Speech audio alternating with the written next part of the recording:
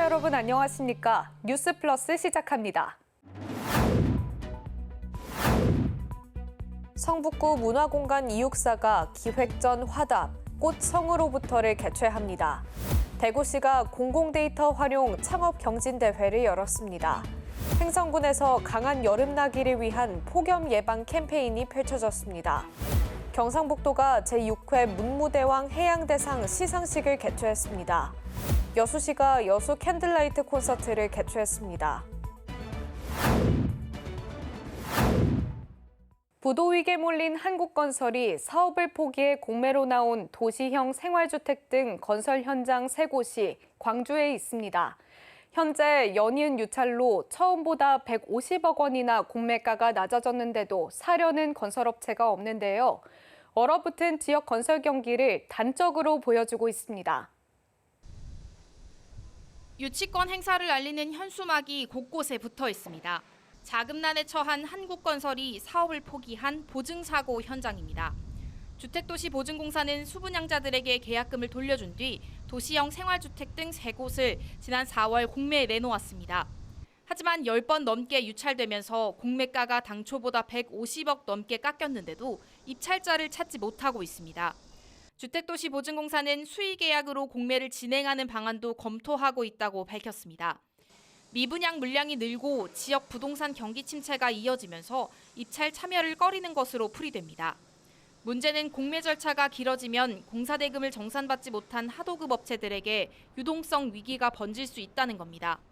건설업 전반에 대한 불안감을 조성하게 되고 또 건설업체로서는 사업 시행에 대한 우려 때문에 어떤 투자 심리가 위축이 되고요. 이것 또한 이제 소비 심리라든가 이런 걸 위축시키면서 부동산 경기 침체 속에 분양 사고가 이어지면서 지역 건설업계 전반에 짙은 먹구름이 들이우고 있습니다. 수도권 소식입니다. 성북구 문화공간인 이육사가 개관 5주년을 맞아 기획전, 화답, 꽃성으로부터를 개최합니다.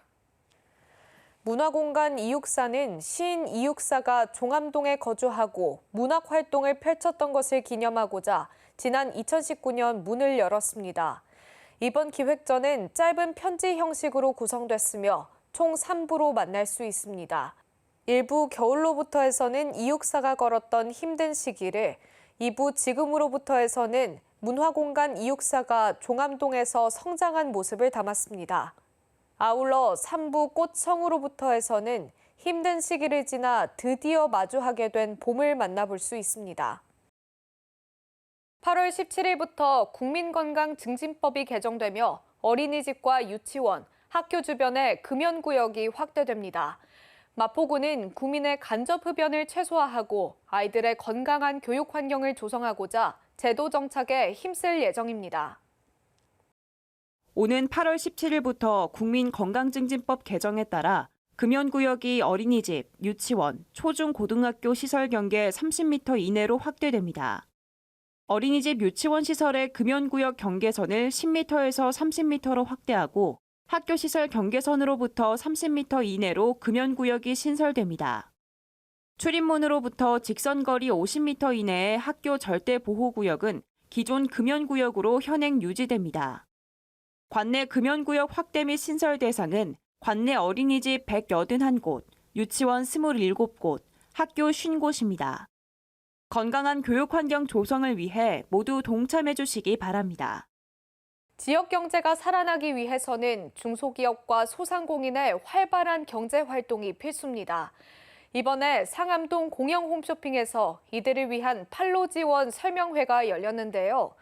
중소기업과 소상공인이 온라인 판로를 새롭게 개척하고 좋은 아이디어를 펼칠 수 있도록 기회를 마련했습니다. 지난 24일 마포구 상암동에 위치한 공영 홈쇼핑에서 중소기업 소상공인 판로 지원 설명회가 개최됐습니다. 관내 중소기업 및 소상공인 20개 업체를 대상으로 열린 이번 설명회에는 박강수 마포구청장, 남공윤재 마포 비즈니스센터장, B&I 마포 노미선 대표 등도 참석했습니다. 먼저 공영 홈쇼핑 사업과 기관에 대한 소개를 시작으로 중소기업과 소상공인을 위한 판로 지원 연계가 안내됐습니다.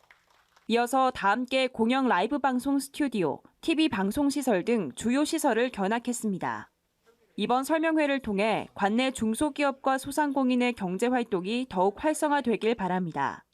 마포구가 오래된 홍대거리 기반 시설을 재조성하고 관광 편의 시설을 확충하고 있습니다. 마포 관광정보센터를 이전하고 깨끗한 부속 화장실도 설치하는 등 관광 활성화를 위해 노력하고 있는데요. 레드로드 R1과 R2의 모습 또한 달라져 그야말로 새 단장을 했습니다. 홍대 레드로드 R1과 R2가 지난 4월 노후화된 모습을 벗고 쾌적한 공간으로 새롭게 태어났습니다. 마포구는 레드로드의 안전한 보행 환경을 위해 거리를 재정비했으며 푸른 소나무를 식재하고 벤치를 설치하는 등 주민과 관광객의 휴식 공간을 조성했습니다. 또 쉼터와 야외 무대가 어우러진 다목적 공간을 만들고 버스킹 존도 이격거리를 넓혀 공연간 간섭을 최소화하고 착석 공간을 개선했습니다. 더불어 마포구는 레드로드 R1에 자리하던 마포 관광정보센터를 유동인구가 많은 R2로 이전했습니다. 센터 옆에는 색감이 돋보이는 부속 화장실을 새롭게 설치했습니다. 마포구는 이번에 조성하는 부속 화장실을 청결하게 유지해 관광객들이 언제나 편리하게 사용할 수 있도록 할 방침입니다. 광역시 소식입니다. 대구시가 공공데이터를 활용한 아이디어와 창의적인 비즈니스 모델 발굴을 위해 2024년 대구광역시 공공데이터 활용 창업경진대회를 열고 수상작 3팀을 선정해 시상했습니다. 대회는 민간의 공공데이터 활용을 적극 유도하기 위한 것으로 올해는 4월 15일부터 6월 7일까지 총 30개 팀이 참가했습니다. 이 중 아이디어 기획 부문 26개 팀, 제품 및 서비스 개발 부문 4개 팀이 출품했고 예선과 본선 심사를 통해 발전 가능성, 사업성 등을 평가해 최종 3개 팀을 선정했습니다. 수상자는 KNU CVMI팀, 집사팀, 텍스트웨이팀이며 이들 팀에는 대구광역시장상 등 총 상금 600만 원이 수여됐습니다. 대구시 자치경찰위원회가 금융감독원, 대구시민재단 등과 함께 시민 참여형 범죄 예방 프로그램 운영을 위한 업무 협약을 체결했습니다. 이번 협약은 시민과 정부, 공공기관의 역량을 모아 안전한 지역사회를 만들기 위해 추진됐습니다. 대구시 거주 청년 100여 명으로 구성된 청년추진단은 전자금융사기, 부동산 사기 등 관련 교육 수료 후 해당 분야의 활동을 전개할 계획입니다. 시민 참여형 범죄 예방 프로그램에 자발적으로 참여한 청년추진단은 아이디어를 제시하고 홍보 콘텐츠를 제작해 전파하는 역할을 수행합니다.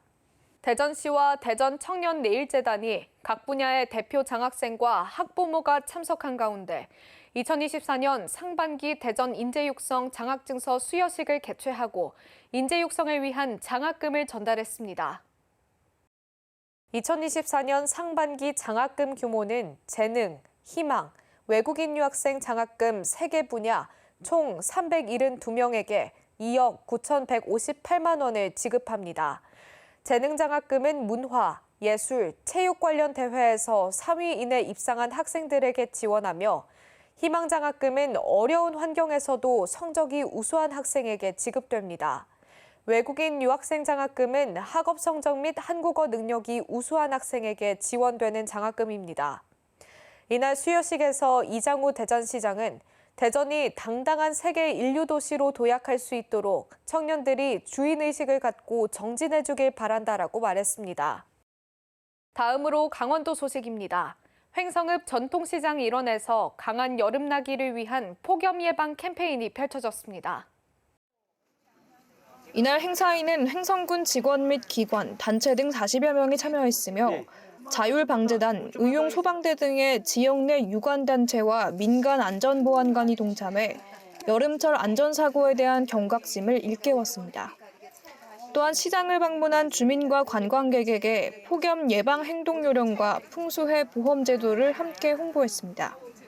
횡성군은 폭염에 대비해 오는 9월 30일까지 TF팀을 운영하는 한편 경로당 행정복지센터 무더위 쉼터 지정, 폭염 악화 시 공공청사 개방 확대 등 폭염 대응에 총력을 기울이고 있습니다. 제32회 강원특별자치도민 생활체육대회 관계자 회의가 횡성문화원에서 열렸습니다. 이날 관계자 회의에는 강원특별자치도체육회와 횡성군 체육회, 회원 종목단체 등 100여 명이 참석했으며 대회 설명과 함께 경기장 답사 등의 일정으로 진행됐습니다. 제32회 강원특별자치도민 생활체육대회는 9월 27일부터 29일까지 4일간 횡성 종합운동장 등 횡성 일원에서 열릴 예정으로 육상, 수영, 축구, 야구 등 26개 정식 종목과 함께 드론이 시범 종목으로 채택됐습니다. 군은 1999년 이후 25년 만에 다시 횡성에서 개최되는 도민생활체육대회 성공을 위해 대회 슬로건을 뭉친 힘, 힘찬 도약, 특별한 강원의 시작 횡성으로 정하는 한편 경기장 시설 관리, 주변 환경 정리, 관내 숙박업소 점검 등 안전하고 편안한 대회 환경 조성을 위해 총력을 기울여 나간다는 계획입니다. 이어서 충청도 소식입니다. 충북도가 본격적인 자율주행 대중교통 시대를 열었습니다. 도는 자율주행 버스 운행 서비스를 지역 운수사로 이관하기 위해 업무 협약을 체결했습니다. 자율주행 자동차 시범 운행지구로 지정된 진천 음성혁신도시 일원에서 운행 중인 자율주행 셔틀 서비스를 전국 최초로 지역 운수사로 이관하기 위해 도, 진천군, 음성군, 진천여객 등 8개 기관과 업무 협약을 체결했습니다. 자율주행 셔틀버스 모두 타유는 혁신도시 내 주민들의 교통불편 및 교통사각지대 해소를 위해 운행되고 있습니다. 도와 진천군, 음성군은 향후 지속적인 지역 주민과의 소통을 통해 교통 불편 사항을 청취하고 주민 편의성을 높여 지역 주민이 보다 쉽게 서비스를 이용할 수 있도록 운행할 계획입니다. 충북형 도시근로자 지원 사업이 인력난에 시달리는 중소기업의 구직자를 연결하는 통로 역할을 해내고 있습니다.